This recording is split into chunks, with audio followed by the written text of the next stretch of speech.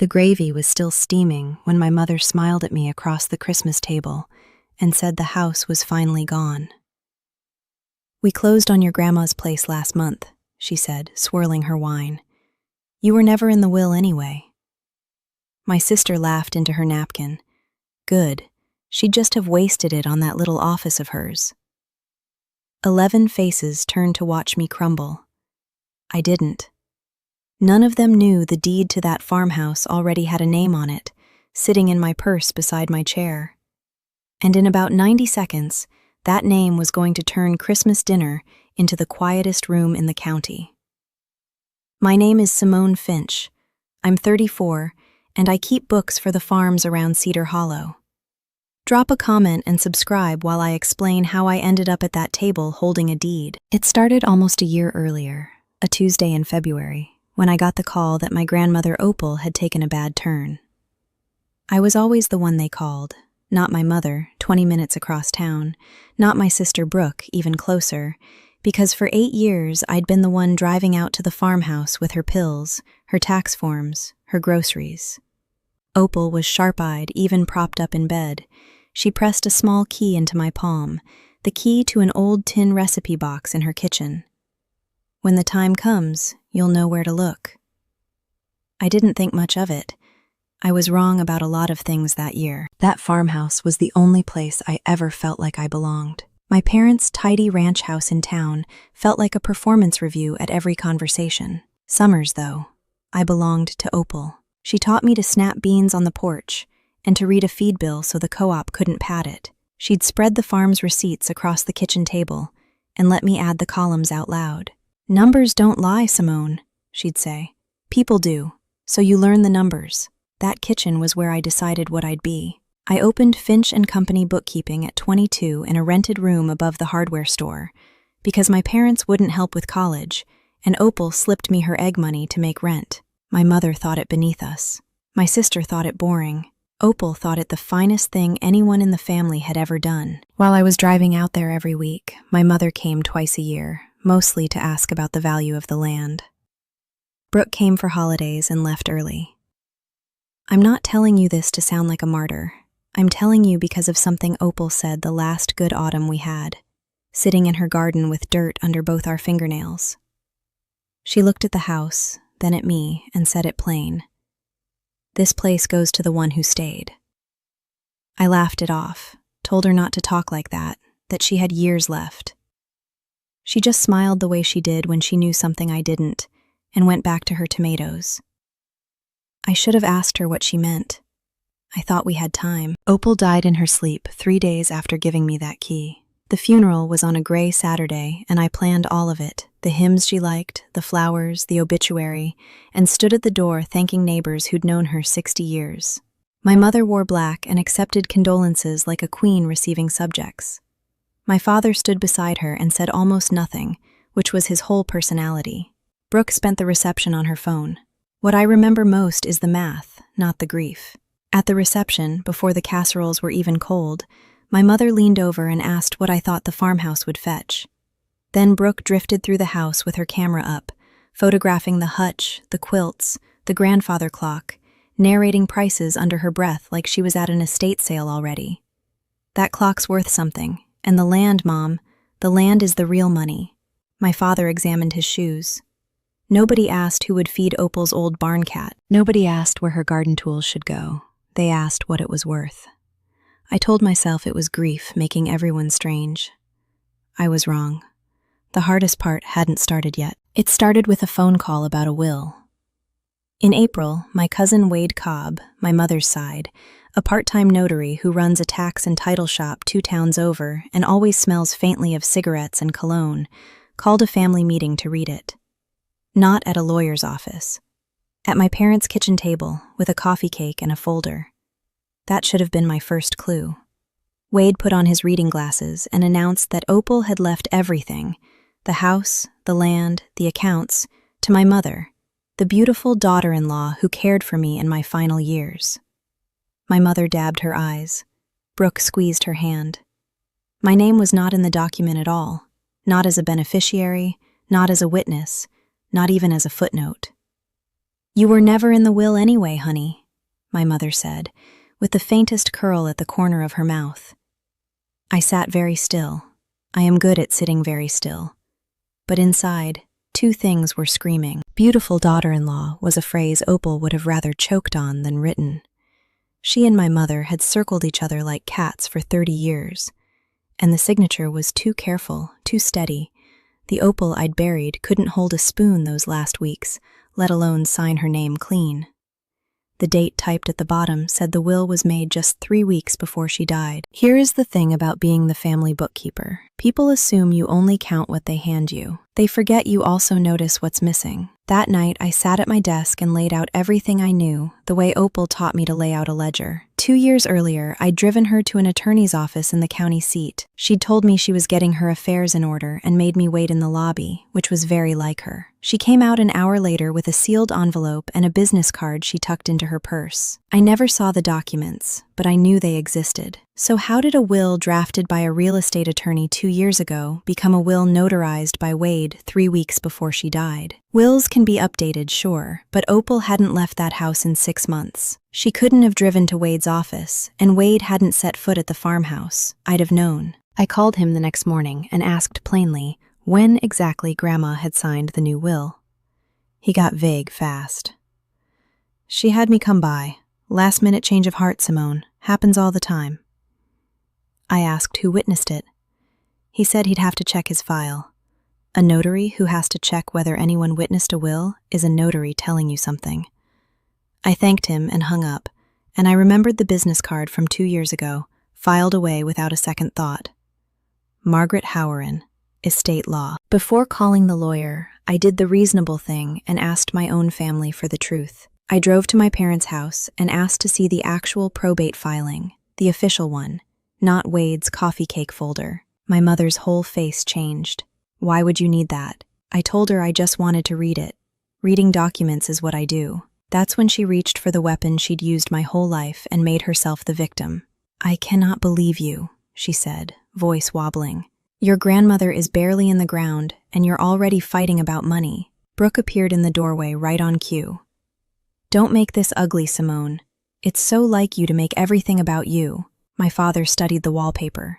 I understood something I should have understood years ago. They weren't confused. They weren't grieving wrong. They had a plan, and the plan required me quiet and ashamed and gone.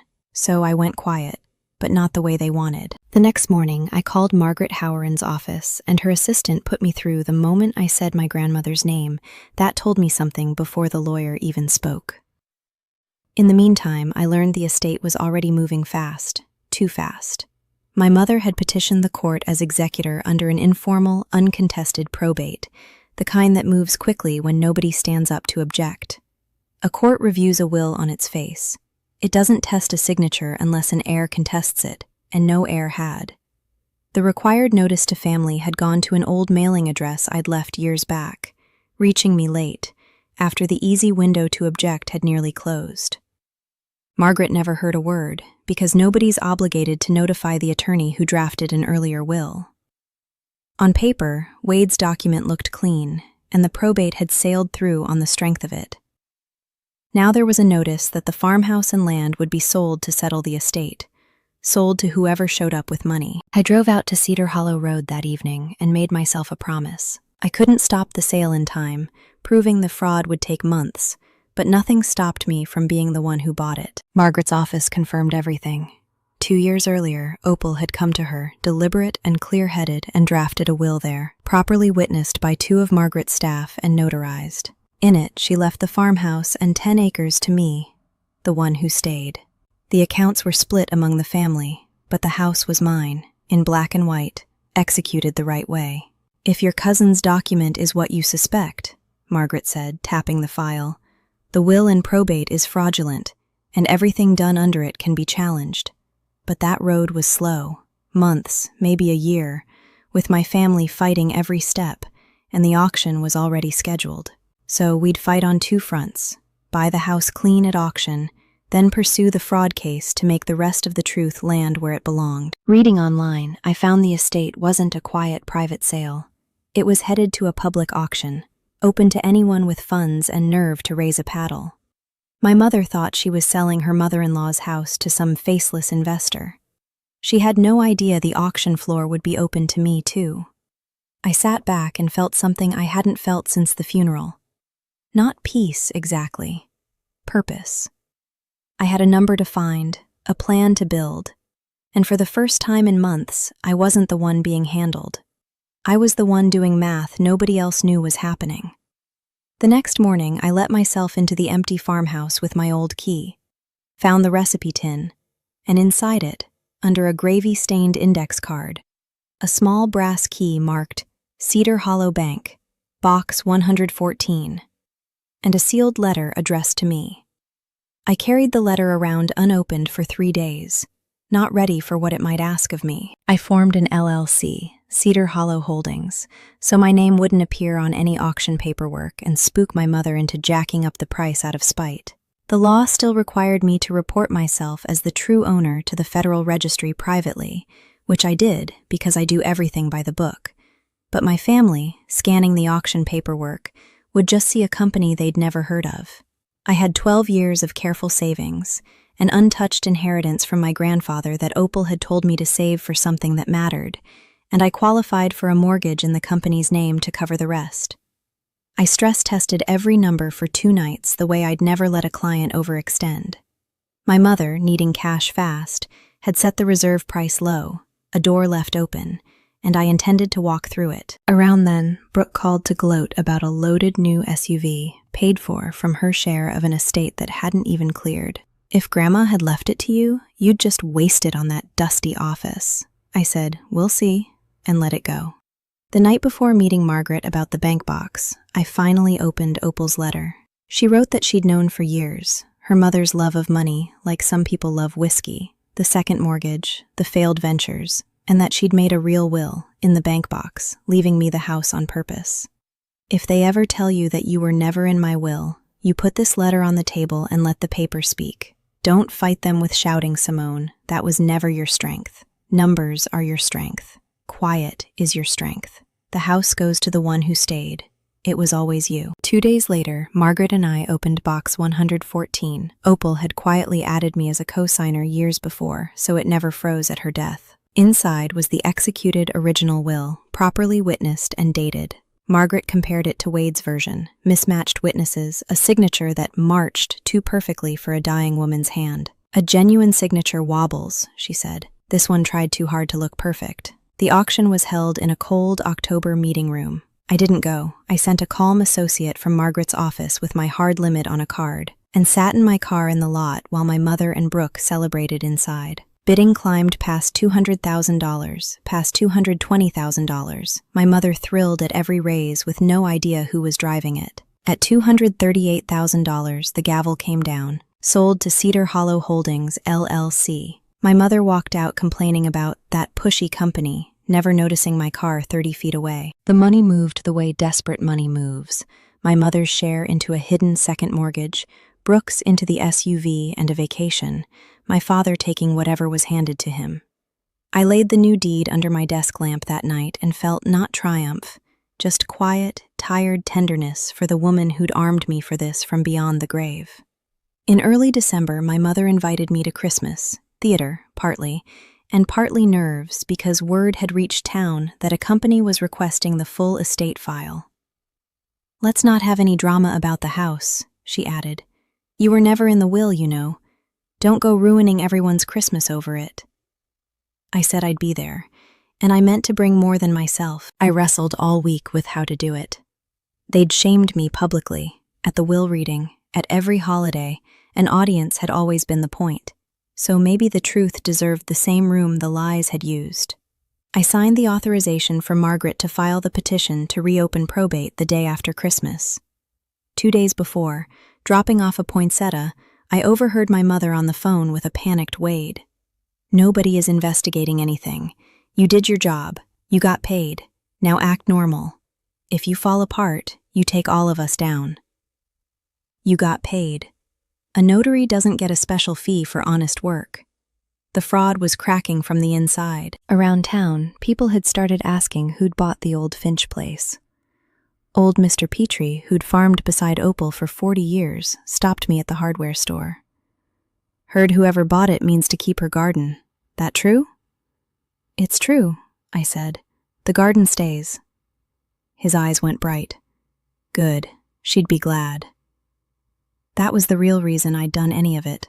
Not to ruin my family, but to keep her garden in the ground and her name on the land. The night before Christmas Eve, I built my folder the way I build them for clients. The deed, dated the day of the auction, the conformed copy of Opal's real will, my name in the body, and her letter last, because the letter was the heart. On Christmas Eve, my father came to my office, hat in his hands, and admitted he'd signed papers in the probate without reading them closely.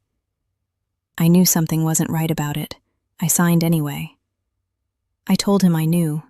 I didn't absolve him. Christmas Day, the good china out, candles lit, Wade sweating near the door.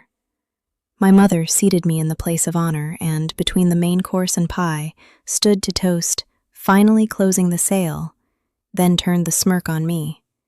I know that's been a sore spot, but honestly, sweetheart, you were never in the will anyway. Brooke added her matching line, laughing. Don't feel bad, Simone. Good. You'd just have wasted it. I folded my napkin the way Opal used to when a conversation was finished, took a slow sip of wine, and asked pleasantly, Can I ask who you sold it to? Some company, my mother said, pleased with herself. Cedar Hollow Holdings, I think. Paid well over what we expected. I reached into my purse and set the folder on the table. This is the deed to Grandma's house, I said, laying it down. Cedar Hollow Holdings, LLC. My mother's face changed. This is Grandma's real will, I said, setting down the second page. Drafted 2 years ago by Margaret Howren, properly witnessed and notarized. It leaves the farmhouse to me by name. Wade pushed his chair back. And this, I said, setting down the last page, is the letter she left me, telling me exactly what you'd do. The table went dead silent. I hope you enjoy the cash, I said evenly. I'm the one who bought it. I formed the company. I bid on it. The mortgage, the SUV, the vacation, that was my money. I bought Grandma's house back from you, and not one of you noticed. My mother shot up, wine spilling across the cloth. That's a lie, Wade, tell her. But Wade was already backing toward the door, gray as ash, muttering he wasn't part of this.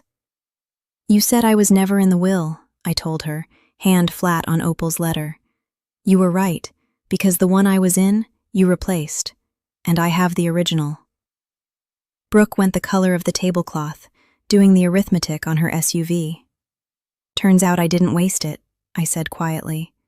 I bought back the only thing in this family that was ever worth keeping. The oven timer went off for the second pie, and nobody moved to answer it. I didn't stay for dessert. Margaret filed the petition the next business day. Faced with losing his license, Wade stopped pretending, and his document fell apart under real scrutiny. The court reopened the estate under Opal's real will. My auction purchase stood on its own as a clean, arm's-length sale. What got unwound was the cash. The court ordered my family's spent shares returned, money they no longer had. My mother's careful public image collapsed with it. Brooke had to sell the SUV to cover her piece. My father moved into the spare room.